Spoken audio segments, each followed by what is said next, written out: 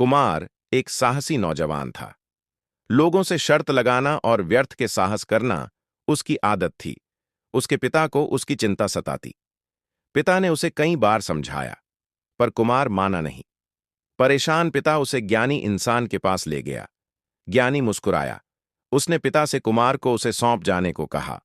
पिता के जाते ही ज्ञानी ने कुमार से कहा कि वह कुमार से साहस की शर्त लगाना चाहता है। यदि कुमार शर्त हार गया तो फिर वो कभी शर्त नहीं लगाएगा और ना ही कोई व्यर्थ का साहस करेगा। कुमार हमेशा की तरह बिना शर्त सुने राजी हो गया। ज्ञानी ने उसे कहा कि तुम्हें केवल मृगनयन सुंदरी से विवाह करना है।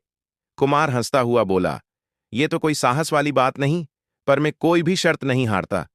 कहिए कहां हे वो मृगनयन सुंदरी? ज्ञानी ने कहा, 100 गांव पश्चात एक बड़ा पहाड़ है जहां भयानक डाकू लुटेरे रहते हैं। उस पहाड़ की गहरी खाई में एक मगरमच्छों से भरा तालाब है। उस तालाब के बीचों बीच एक टापू पर तुम्हें वह मृगनयन सुंदरी मिलेगी। तुम्हें बस उससे विवाह करना है।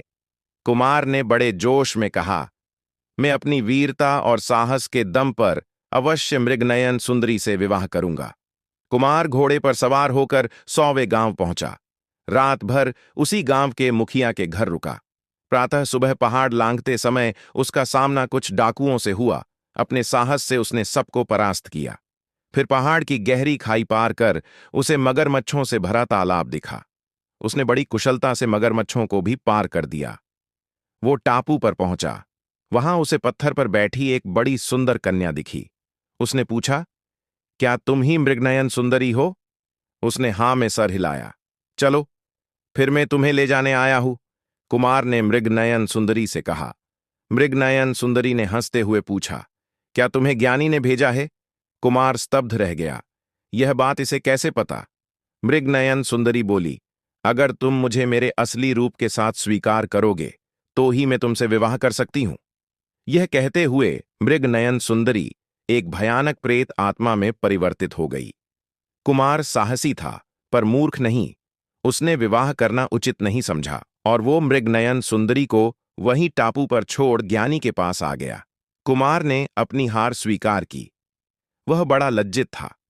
उसने प्रण किया कि शर्त अनुसार फिर वो कभी शर्त नहीं लगाएगा और ना ही कोई व्यर्थ का साहस करेगा। तब ज्ञानी ने मुस्कुराते हुए कहा, मैं भी कभी तुम्हारी तरह व्यर्थ साहसी था और मुझसे भी किसी ज्ञानी ने मृगनयन सुंदरी से विवाह की शर्त लगाई। मैंने भी बड़े ताव में शर्त लगाई। शर्त लगाने से पहले मैंने भी मृगनयन सुंदरी के बारे में ज्ञानी से कोई जानकारी नहीं ली।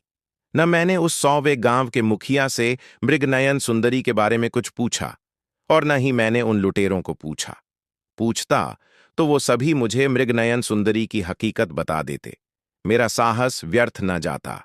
मैं भी तुम्हारी तरह ही हार गया था।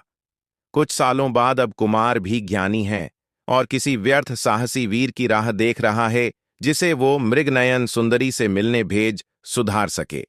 यह कहानी आपको कैसी लगी? कमेंट में अवश्य लिखें।